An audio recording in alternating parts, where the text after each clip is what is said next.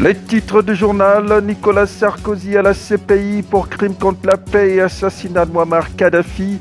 Toile de fond d'une plainte introduite auprès de la Cour pénale internationale de la Haye par le mouvement Osons pour l'Afrique. Covid-19, gouvernement gabonais et COPIL passé au pilori par Dieudonné Milama Mitogo qui propose la mise en place d'une commission de surveillance des actes de gestion de cette pandémie.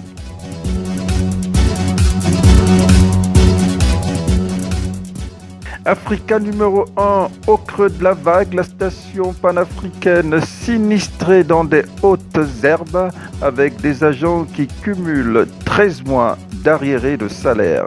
Voici pour la vitrine.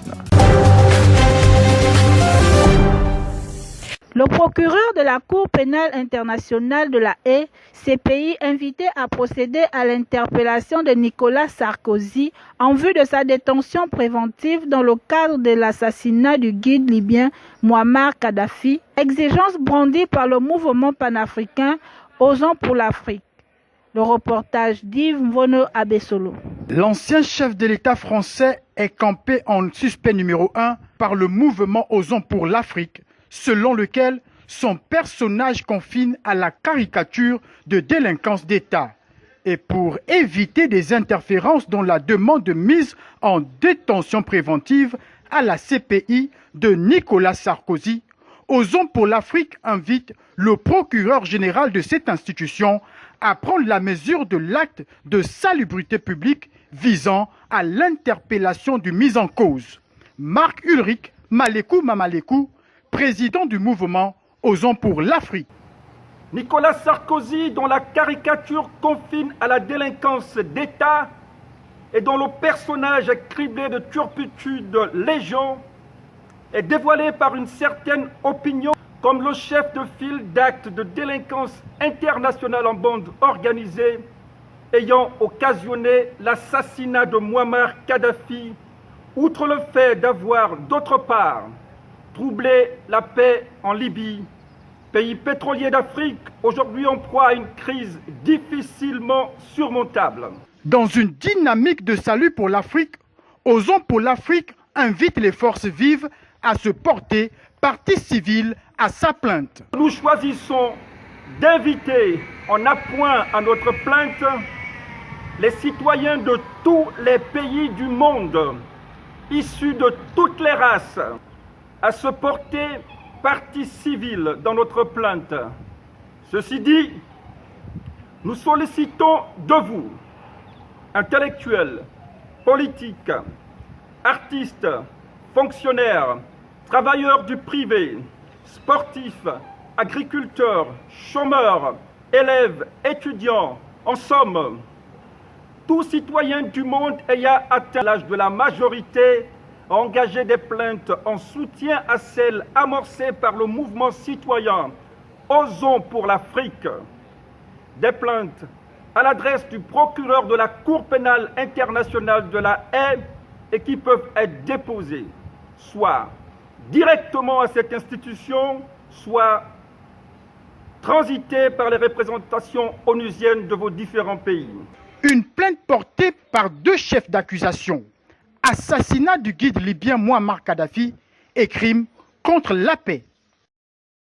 La Covid-19 vient de faire une grosse pêche après avoir pris pour cible la sportive gabonaise de haut niveau, Sarah Mazouz, médaillée d'or aux derniers Jeux africains de Rabat en judo. Sportive dans l'âme, elle garde le moral en forme et la sérénité en bandoulière, tout en exhortant chacun et tous à la prudence par le respect strict des gestes barrières. La création d'une commission indépendante chargée du suivi, du contrôle et d'évaluation des politiques publiques dans le cadre de la riposte contre le coronavirus, proposition du président du parti politique Ensemble pour la République, Dieudonné Milama Mitogo. Commission qui devrait permettre d'encadrer les actions engagées et de servir de gendarme face au risque de dérapage.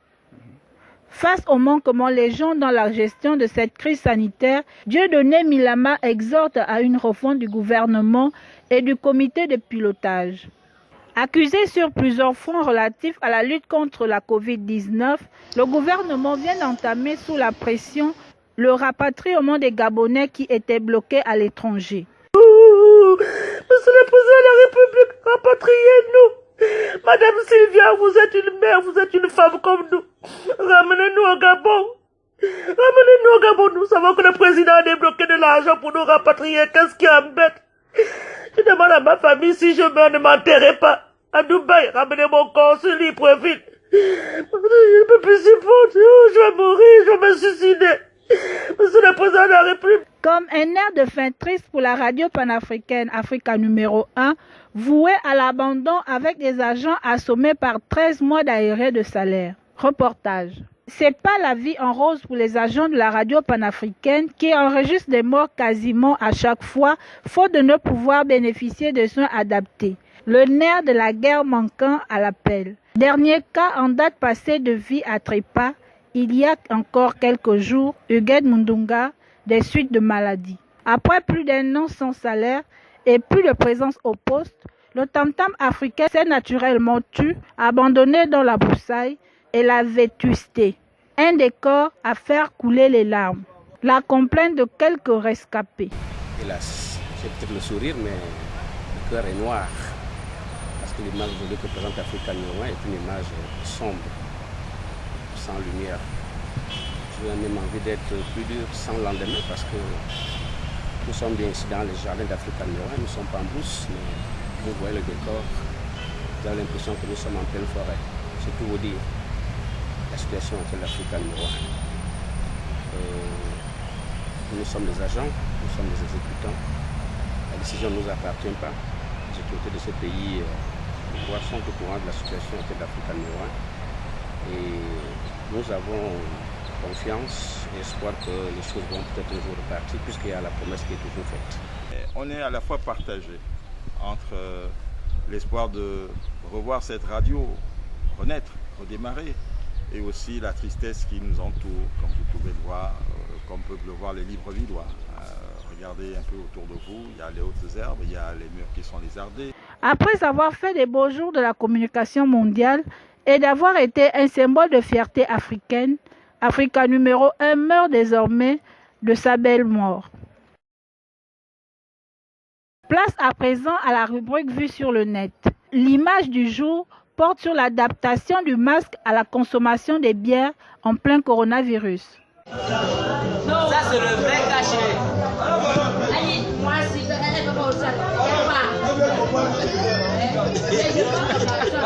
Vu et entendu met le cap sur le sud du Gabon où Maître Louis-Gaston Maïla, acteur politique et adepte du rite initiatique Bouiti, est pris dans le feu de l'action.